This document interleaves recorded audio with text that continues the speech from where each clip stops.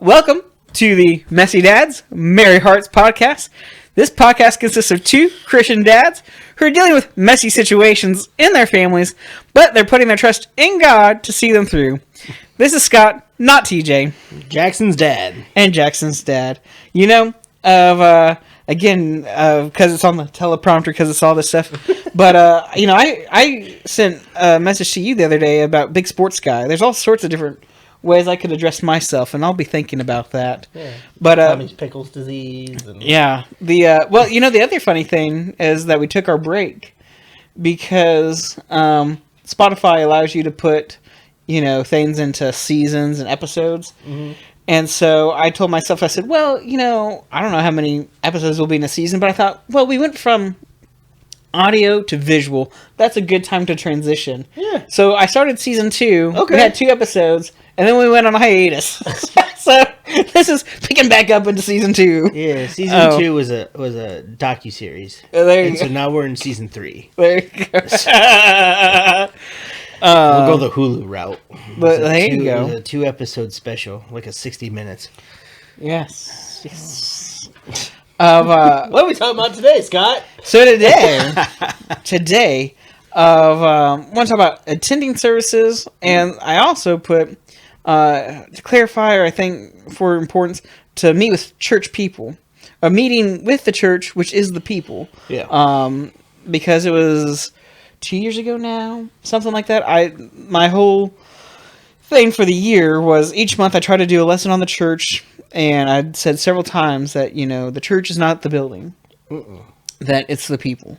Yeah. And so when it talks about the church in the Bible, when it talks about being added to the church and those things, it's not being added to a building. It's not, when it says, the church prayed for someone, well, the church didn't pray for someone. It's not a building, but it's the people that prayed. It's funny how many people don't actually get or understand that. I've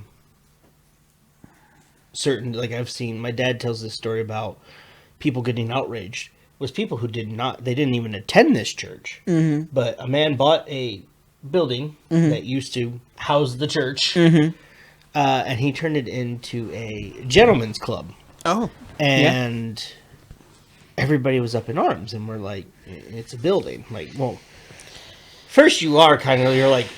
Of all things, it could be. Yeah, You're right. It's not even because what it was and then what it became, it's just what it became. Like, correct, right. We don't even need that. Like, right. I don't want anybody buying a shed off the side of the road from the Amish people and turning it into that. Like, But,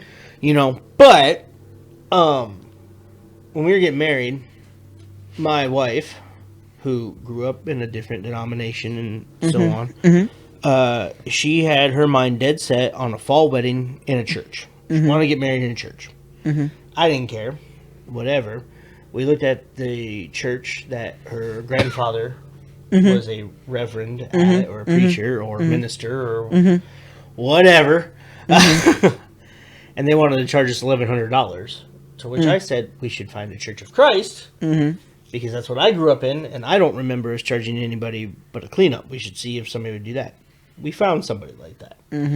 We go see the church. Now, granted, if you're listening to this, you know me, very traditional. This Church of Christ had a piano, had a harp. I grew up in that family, and my wife says, is your dad going to be mad if we get married here?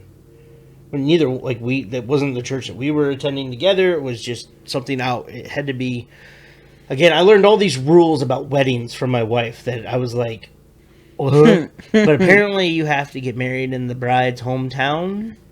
Yeah, see, that's what I said. But this was like a thing with her and her mom. And I was like, this is stupid. All of our friends live down by Columbus. Literally, the only people we know from Newark that would attend this was her family. My family's all coming from out of state. I don't live within 3.5 hours of anybody else in my family. No. For a reason. But, right? So the whole thing was kind of dumb. So we had to get something out here. And she goes, is your dad going to be mad? And I said, why would he be mad? She's like, well, they have this and this, so they're obviously progressive or whatever. And I said, my dad's not going to care. It's a building. Well, then my dad came, walks into the building, and I said, yeah, they have that up. And he goes, who cares? It's a building. And then that was the full circle moment for my wife. Right. Because that's a building. The the church wasn't meeting there. The church wasn't worshiping God that day. I was super impressed that we had close to 300 people come to our wedding. Yeah. I didn't know that many people. And this was when I realized that I had built a decent network. Mm-hmm. We talked about friendship or whatever, and I shy away from people, but in that I made a lot of close people. And there was a lot of people there for me, and I was like, I did not even that weren't family. Yeah. Which just kind of shocked me. I didn't even know that many people liked me. So then I had to change my demeanor and stuff and get more mean because I didn't want that many people. And I'm kidding, but it's a sad thing when you got people that care about you. Yeah, it's terrible. It's terrible. They want to talk to you and you know what I mean? And then you get old people that they don't know about texting, and you're like, stop calling me on the phone. Text me like a normal person, and So, at the end of the other episode, you said somebody wouldn't go off air. If I remember, you have to remind me about someone who and kindness towards others. There's an individual I had to tell you about. But in the meantime, there you go. All right. So, but in the meantime, talking about and I also entitled this because I think if we talk about it this way with one another, we miss something. If we say attending services, if I go to people and say, well, hey, of our last 10 services, you were only here 5 times. That, hey, you were here only 2 times, right? I think I'm coming at it at a wrong way. Well, hey, you weren't at this building. Hey, you weren't here at this place of work, this hour of worship, right? But it changes my mind, and hopefully it changes your mind too, when I say, well, hey, the church met this day. You're part of the church, and why weren't you here? Of that, the church is the people. Yeah. And of that we are one, we're united, and by you not being here, no, we're hindered. In a brief connection, maybe. So this year, my son Mark is playing football, but his team only has enough players to play the whole game. That's all they have. They have enough players to play offense and defense the whole game, no substitutes. Wow. So they've actually have gotten 2 of the 8th grade players to come in and substitute some guys on the line or whatever, just to give them a break. Easy win for Sheridan. However, Mark, so they only have enough people to play. However, Mark injured his hand and cannot play in a game. Which means they would then not have enough people. And then he told me last night, I think a kid on his 7th grade team, his parental guardian, told him she was upset, and I don't know what happened. Mark doesn't either. But hey, yeah, you're not going to play football anymore. And so Mark's out for an injury, and if this kid gets taken away,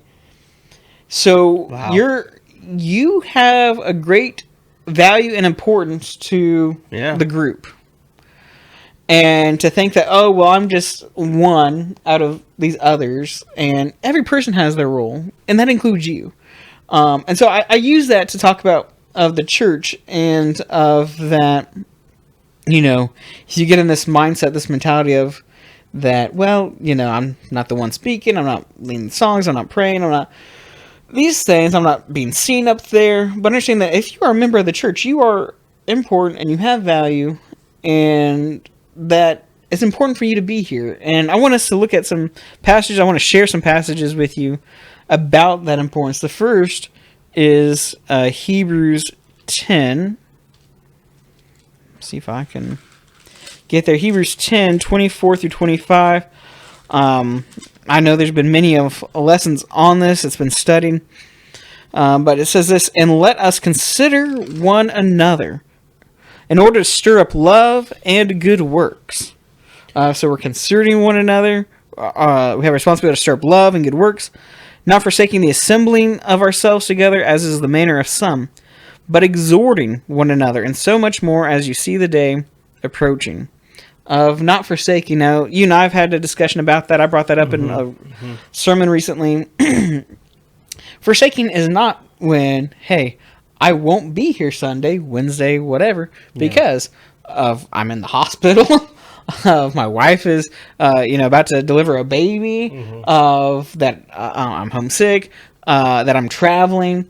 Those things. Hey, I'm gone a day, but I'll be back at the next appointed time. That's not forsaking. But I want you to see beyond that, and I think there's a lot of time and attention that gets put on that forsaking. But I want you to think about the other things being mentioned and what it is that we do when we gather together. That assembling of one another. It allows us to consider each other. It allows us to stir up love, good works. It says to exhort one another, to encourage one another. And so, we can't do those things if we don't communicate, if we don't interact with one another, if we're not meeting. We can't do those things. Yeah. And so there is that value, and we all have different things, time, talent, ability that we can offer to each other. Yeah. Do you have a comment? I heard that breath. That sounded like There's more to it, right? Like right now, I'm teaching the Wednesday night Bible class. My family is not able to come with me. This was something my dad said, and I haven't been as strict, but it absolutely bothers me. Like, I want to be clear. Now that I'm older, when I was younger, and I was into sports and whatnot. I played sports. I was good at some, not great at others, but my dad didn't, it wasn't a question. I wasn't missing church for sports, period. Now, there's going to be a few Sundays coming up. My son's playing football where we're going to be here for class. I might walk out there, take communion, and then we might have to leave because of where we need to drive. But his games are Sundays at noon, and it bothers me. Now, the first two, he has one tonight. This is a Saturday. He has one next Saturday. After that, it's all Sunday. That does bother me.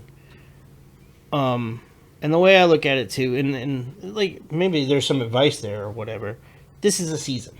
Football season... His football season is over the beginning of October. We don't have to miss class. I'm still able to get here Wednesday nights. My wife is able to take him to football practice.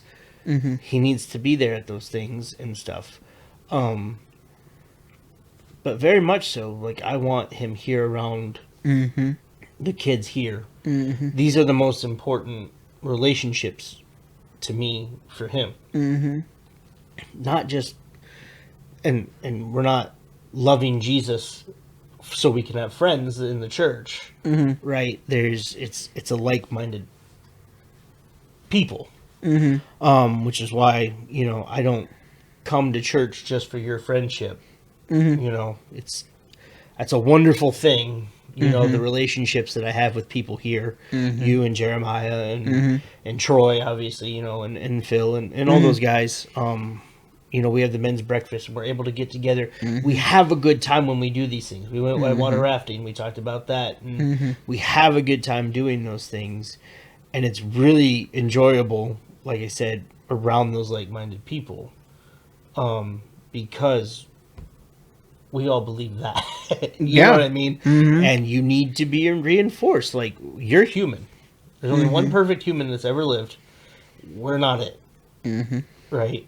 You need to be reinforced in these things. One of the things that I was dreading about teaching the adult Bible class, and I still don't even think I'm doing that great of a job, but it's nice to sit there and have conversations. I don't like to preach. I've preached a couple of times. I'm not great at it because I don't like talking at people like that. Some people are really good at it. You're not bad.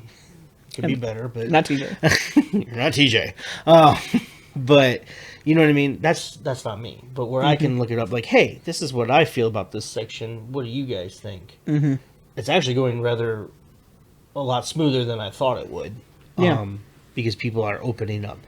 And I enjoy hearing their comments and stuff because there's so many different things. We all have different strengths and weaknesses and talents, and we know that. Yeah. And so here's what I got out of this section. Well, then so and so's got this. I'm like, I mean, there's been a few times where I'm like, that's a really good point that I didn't even think about when I was reading this. So Yeah. that's another reason you want to be every time the church gathers. Now, Yeah. we're doing a hymn sing. If you aren't able to make it on a Saturday night, is that forsaking the assembly? Because we're getting together as a church and we're going to make some chili, eat some chili, or if you do grilled cheese, I don't know, and sing songs. No, like we have we have to survive in this world, which means we have to be in the world. So something, or like you said, you're not sick. No, you're not missing there. But if you are consciously skipping things frequently, sometimes you might just have a bad day, and you just don't want to be out. That's fine. But if well, I went Sunday morning, I don't need to go Wednesdays or Sunday evenings or when they do all this. Like I met my quota. Right. That's there's that the mentality. problem. It's the mindset. Yeah. It's the. Yep. That's where you're starting to get. You're kind of getting into That the term I use for it is Sunday Christian. Like you think if you show up on Sunday, everything's okay. And I mean, I believe it's Mike here who says, I got to be picked up weekly. Like this is my rejuvenation, and there's absolutely truth to that. So, I remembered Sunday morning only. There's but the skit at CYC, the SWAT team, the SMOs, Sunday morning only Christians, the SMOs. Yep. But we should get a T-shirt that says "Don't be a smo." Don't be no smo. That's a mentality. That's that. Well, as long as I step my foot into the building, if I just do this, and that's where the sense of we actually got a lady coming now, and she's got some family she brings, sisters, but she's got work sometimes on Sunday. And one thing she said was she wanted to attend somewhere that had Sunday evening services because she can't be here every Sunday morning. Yeah. And so, I mean, you have to that, yes. Or there's times where if she has to close something up, she's like, okay, that means I have to be there at 5 or 6 doing this thing, and I can't be here, but I'm free in the morning, so I'm going to be there Sunday morning.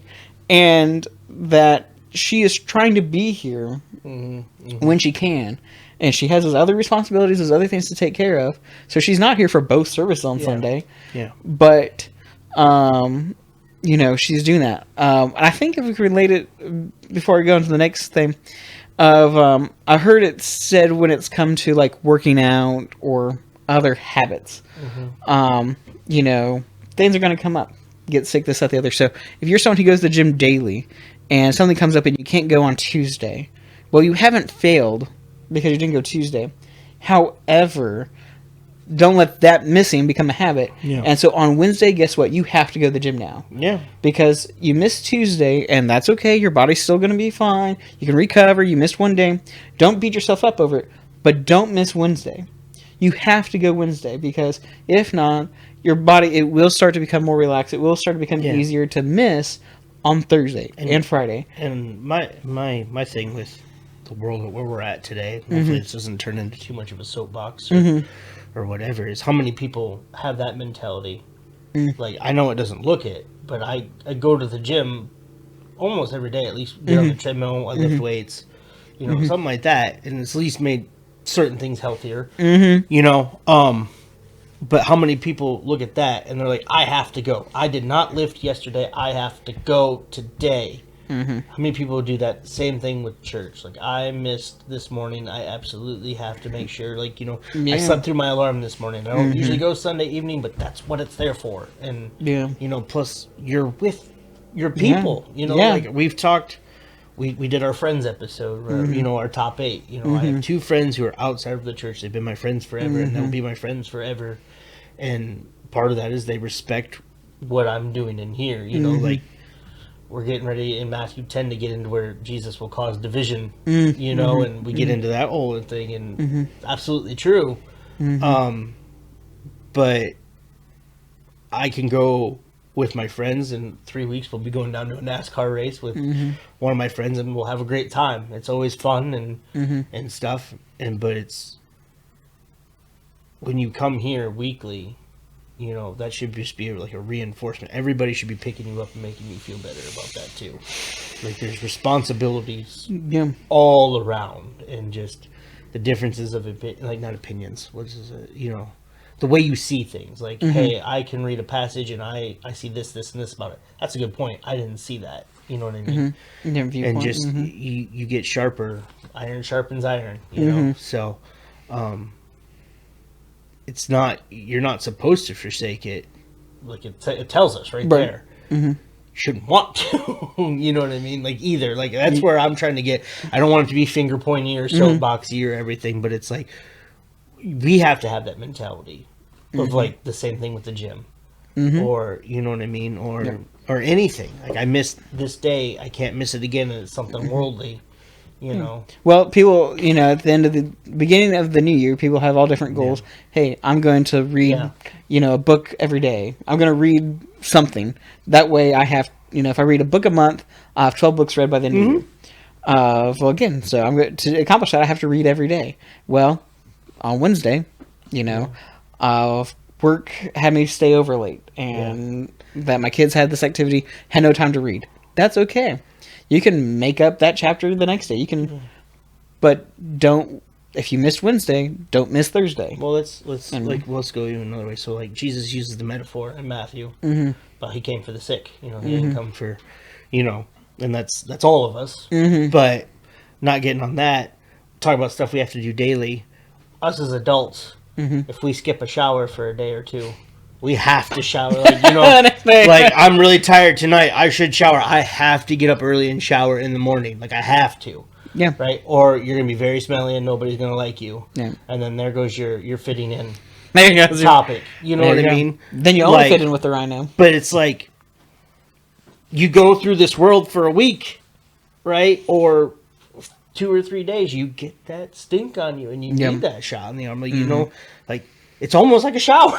Yeah. You know what I mean? Like, because how do you feel after you get out of the shower and you're real dirty or sweaty and stinky? Fresh and then you get out of the shower and it's like, man, I don't smell absolutely horrible right now. So, well, speaking of your friend, Travis, when he came here, he actually entitled his lesson, or he talked about like recharged or refreshed something.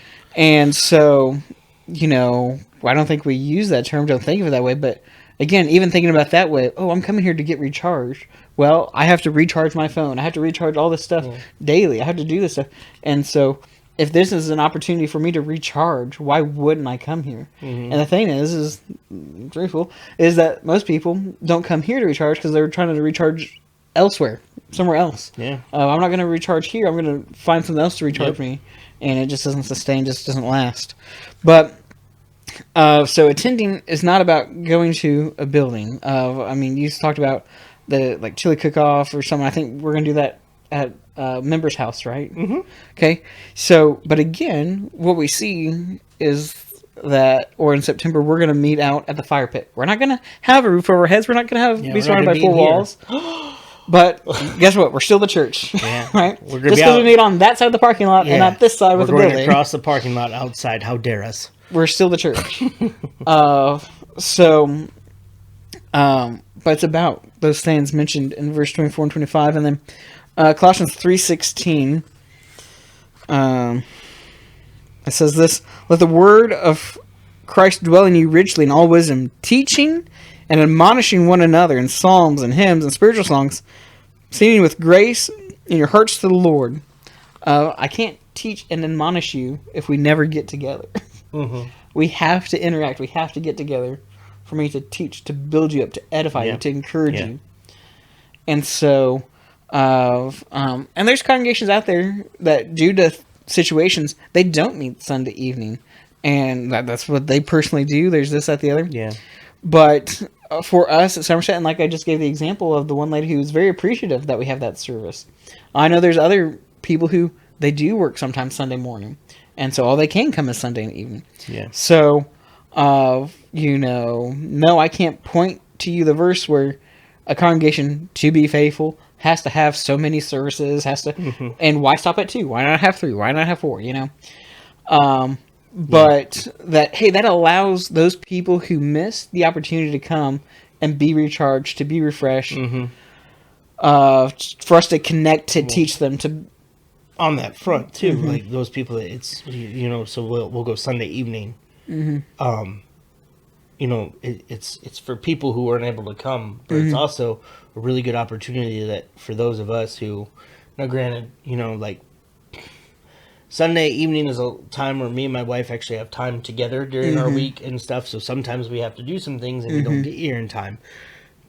We actually do feel really bad about it. You know what I'm saying? But so that's the opportunity for people that couldn't be there in the morning, but also a great opportunity for us that even if we were there in the morning to come and be those people to teach and to edify and to help them recharge and to help pick up and just stuff and just that good fellowship together. So it's that's why you don't forsake it. Right. Because even if you were recharged in the morning, what good will it do for the two people who miss Sunday morning to come and to only be there with the preacher? Yeah. And again, they need people to surround them. Yeah, and again, I know we joke about being divisive or whatever like that and stuff. It's just like sometimes you see 75 people in the morning and it goes down to 20 in the evening and like everybody's got their stuff, but you just, you know what I mean? Sometimes like that can get you down, but you also have those same people to pick you right back up. And we talked about VBS and how this year there were so many more people and it grew exponentially from last year. And so like that was a good shot in the arm for me personally, because last year I wouldn't call it a failure. It just didn't go the way I wanted it to. And this year, because of last year, maybe my expectations were a little lower or whatever, but it blew it away. So does that set us up for failure next year? I don't know. All I know is I'm going to work hard to make sure it's not. You know? So, but... And you do that work with these people, and you're here, and you're together, and so it's always a good thing. So you don't ever want to take being able to get, like, you just don't want to take it for granted. Like, you're not supposed to do it, like, being able to get, like, to skip it, just to skip it or not be there, but you also don't want to take that for granted, because, like, you do have shut-ins that can't be here. You know, we have live streams now and stuff, and technology is allowing us to get out to the world, hence doing a podcast or at least down the street, right? But you don't want to take that for granted, like at all. Like some people actually cannot physically get up to get to the building, and great, they can watch you give a lesson, they can listen to us sing, and that's probably great. But how great would it be to see, like, to be here and like, as much as I don't want to fit in, you know, it feels really good to stand at the back every Sunday and high five people, shake people's hands, give hugs, stuff like that. That feels good, and just check in and like your wife, like we're good friends, and she says it. She's like, I've come for my hug now, and like we put her arm around her and just, are you doing okay? Yep, and like that's a really good feeling to just check in on these other people that you care about and stuff like that too. It's very enriching. So yeah, a little bit on that. There's a lady. Who we've had a lot of people coming by recently. There was a lady, and I made a phone call to her yesterday, and I think she really appreciated the phone call. She appreciated when she came here to visit. She said, you know, all these people checked in with her. People saw her walking home, asked her, hey, can we give you a ride? She said, oh no, it's close by. I'm used to walking. Don't worry about it. Thank you. And she said that she had attended somewhere else, and it was a much larger congregation, but the people there just weren't as friendly, weren't as like, oh, hey, can we help you, this stuff. And so that those people met in a building, but what are we supposed to do in this building? What are we supposed to do when we meet? And again, that's where you know, we talk about attending services, or we talk about going to church and that stuff. And one of the things I wanted to do that year, that I did those lessons of, even if we talk about going to church, our mindset not be, oh, because we're going to a building, but we're going to meet with the church. We're going to, we're going to meet with the people. We're going to, and my responsibility, though I'm not up there speaking and preaching, I still have the ability to encourage, to lift someone up, to teach, to do things to support them. Well, and like we started coming here, and we joke and everything and whatever, but part of the reason is we moved out closer to the area, so we were further away from the church we were attending. and I don't think it has it because this is by far the smallest congregation I've ever been a part of in my life, and I've been in congregations I love being a part of. And even the last one we didn't dislike, but one of the last Sundays we were there before, you know, the world closed down or whatever, is we were walking in. We had attended this church for 6 years, 6 years, and they're a rather large one, so I get it. But we've been there for 6 years. Yeah. And the lady's like, "Oh, where are you visiting from?" And I was like, "We've been going here for 6 years."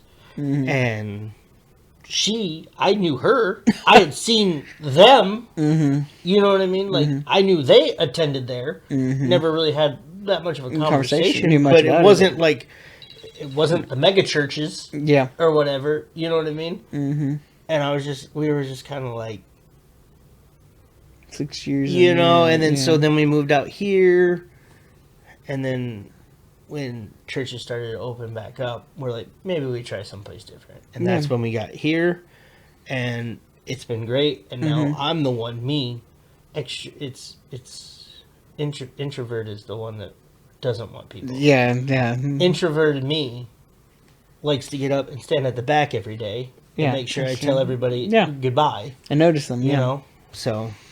Or every Sunday, not every day. We're not here every day. You know, every Sunday I like to get to the back and have a good week. It's good to see you and just stuff. And like me, even you. Like if you knew me personally, that's it. That's and crazy. On that day, his heart grew 3 sizes. So, but I love Christmas. Well, the Grinch ended up loving Christmas too. So yeah, he just didn't like people. He didn't like the Who's. So I'm the Grinch. Imagine that. I love it. Acts 2:46 says this: so continuing daily with one accord in the temple and breaking bread from house to house, they ate their food with gladness and simplicity of heart. I've read this verse. I brought it up with one of our elders, and he's brought it up too because he said it actually. There's a part of him that when he reads over that and he reads about the first century church and that they met daily and they did this stuff, and that we're not meeting daily. Yeah. As we talked about podcasts, we talked about YouTube, we talked about XYZ, the very phones that we have ways to contact people where it doesn't have to be in person. And so there's emails, there's all sorts of ways that I can actually, in my home, in your home, that's 20 miles apart, whatever, that, hey, if I had a question, if I needed to ask you to pray for me, I could do that over the phone without us having to meet in this public building. If you needed some assistance in the middle of the night. If I need some assistance in the middle of the night, right? I can call you up and do that stuff. So, that we have those opportunities. Now, do we use them? That's the other thing. But we do have those opportunities to check in with one another daily. I still don't think it would be a terrible idea for us to all gather. But again, I think you would look at that and to just say, well, hey, so here at Somerset, if we just said, yep, we're going to meet here every day at 5 or Monday through Saturday, we're going to meet here at 5 o'clock. And some people are going to be like, well, hey, I either don't get off work till 5, I don't XYZ. And okay, yeah, I can be there Monday, Wednesday, Friday, but I can't be there Tuesday, Thursday. Yeah. And I've got other stuff I'm doing. I've got my family, I've got, And so that it being one of those things, again, where, hey, we're providing this opportunity and those things. There are other things that happen in life, and you could not be here, but you say, just the attitude you'd have was, well, there's 2 attitudes. There's either one that, hey, I can't be there Tuesday, Thursday, so I'm just not going to go at all, or I'd love to be there every time. I can't be there Tuesday, Thursday, so because I can't be there Tuesday, Thursday, I will make sure I show up Monday, Wednesday, Friday, again, it's like we said with that going to the gym. It's with that book. That's that mindset. It's the mentality. Yeah. Do I just go? Oh well, I could never write a book, so I'm not even going to start it. Yeah. Well, or talk about with the gym, or like people in that mindset. This is a habit. It's changing habits. This is the big buzz phrase is this is a lifestyle change when you start to work out and get healthy and do those things. And well. Put on Christ.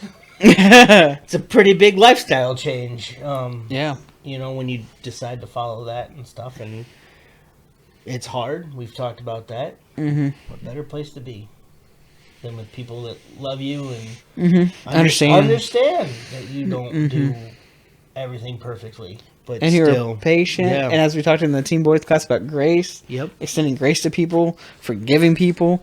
Jesus said 70 times 7. Continue to show grace, continue to show forgiveness. And so that's what the church ought to be. The church ought not to be a place that's looking for Andy to fail and I'm getting rid of that guy. Look, Andy happened to fail, and how can we walk with him in this? How can we be forgiving and patient, working with him to get through to the other side? Andy fails a lot. And Andy, my friend, fails a lot. So, thanks for giving us a listen, taking the time to watch us today. We hope you learned some things, and we hope you laughed along with us. Join us next week for the Messy Dads, Merry Hearts podcast. Yeah.